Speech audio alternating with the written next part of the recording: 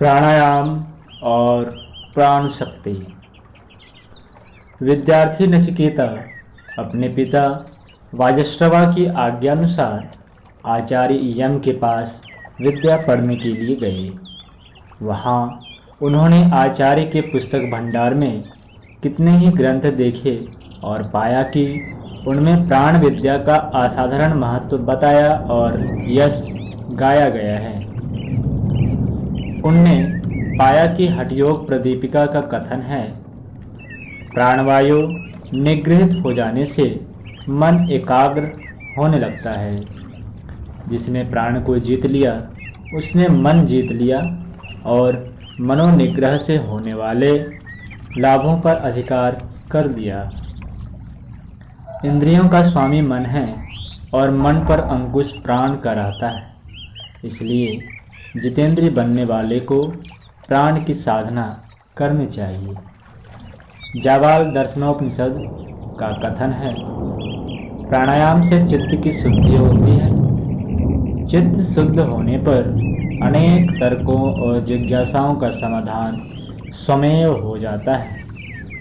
प्रश्नोपनिषद में उल्लेख है, इस शरीर रूपी ब्रह्मपुरी में प्राण ही कई प्रकार की अग्नियां बनकर दहकता है। प्राण का दर्शन किस रूप में किस स्थान में हो सकता है, इस संदर्भ में त्रिशिखोपनिषद में कहा गया है, मूलाधार चक्र में निवास करने वाली आत्म तेज रूपी अग्नि जीवनी शक्ति है। यह प्राण रूपी आकाश में प्रकाशवान कुंडलिनी है। रुद्रयामल तंत्र में लिखा है, बिजली की बेल के समान, तपते हुए सूर्य के समान अग्निरूप यह शक्ति मूलाधार क्षेत्र से ऊपर चढ़ती हुई दिखती है। तांडे का कथन है, प्राण को जागृत कर लेना ही महान जागरण है। जो ज्ञानी प्राण के रहस्य को जान लेता है उसकी परंपरा अमर हो जाती है। ऐसे ऐसे अनेक कथनों को पढ़ने पर नचिकेता की जिज्ञासा प्राण तत्व को जानने हेतु जगी। उसने आचार्य यम से उसके संबंध में अधिक जानने की जिज्ञासा प्रकट की। यम कितने ही दिनों तक उसकी पात्रता परखते रहे और बात को आगे के लिए टालते रहे।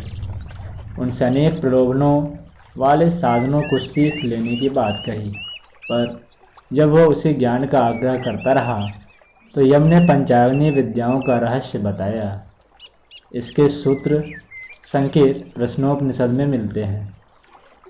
अग्नियाँ तीन हैं, पहला आहवनीय, दूसरा दक्षिण अग्नि और तीसरा आहिताग्नि। फिर पंचाग्नि से क्या अभिप्राय है? यह 5 कोशों की साधना है, इसी को पंचाग्नि विद्या कहा गया है। मंत्र विज्ञान सुविस्तृत है। मंत्र महोदधि और कुलार्णव तंत्र में अनेकानेक मंत्रों का उल्लेख और विधि विधान बताया गया है। साथ ही यह भी स्पष्ट किया है, प्राण रहित शरीर में जिससे कुछ काम करने की शक्ति नहीं रहती, उसी प्रकार बिना प्राण को जागृत किए किसी मंत्र की पुरस्सरण साधना सफल नहीं होती। मार्कंडेय पुराण में कहा गया है, जैसे हाथी महावत की इच्छानुसार अपनी चाल चलता और बदलता है, उसी प्रकार सिद्ध किया हुआ प्राण अभिष्ट प्रयोजनों में ही निरत रहता है। जैसे पाला हुआ चीता मृगों को ही मारता है, पालने वाले को नहीं, उसी प्रकार निगृहित सिद्ध प्राण अभिष्ट लक्ष्य की पूर्ति करते हैं, साधक को हानि नहीं पहुंचाते। प्राण तत्व को कितने ने ही कॉस्मिक एनर्जी, दैवीय तत्व कहा है और कई उसे विजुअल लाइफ, प्रत्यक्ष जीवन कहते हैं। वस्तुतः वह ऐसी शक्ति है जिसे अपने निजी भंडार में भरते हुए अधिकाधिक शक्तिशाली बनाया जा सकता है। जो कार्य घर में जनरेटर होने पर उसके प्रयोग से हो सकता है, उसी स्तर के मानवीय कार्य इस क्षमता के आधार पर हो सकते हैं। उसे परमार्थ प्रयोजनों में भी लगाया जा सकता है। विशेषतः इसका प्रयोग रोगों के निवारण में हो सकता है।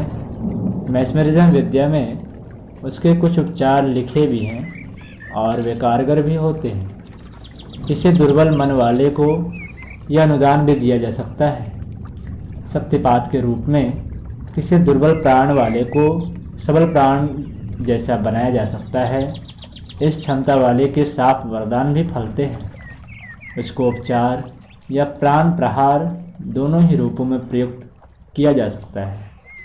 प्राणायाम की गरिमा अखिल विश्व से प्राण तत्व वाइटल फोर्स को खींचकर साधक के मना क्षेत्र में भर देने के रूप में बताई गई है।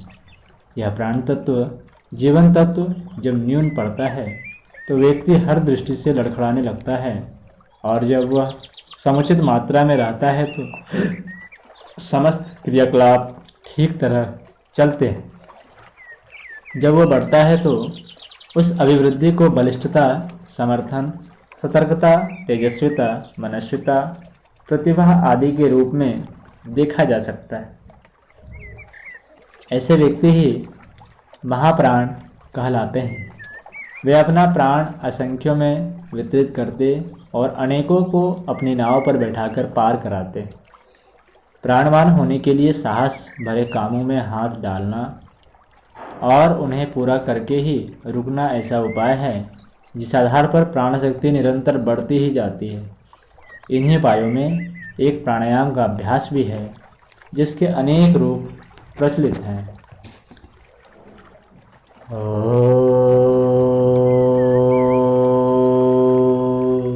शांति शांति शांति।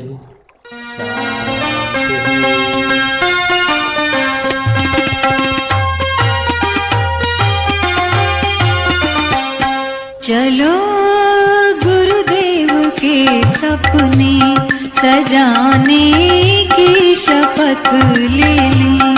चलो गुरुदेव के सपने सजाने की शपथ ले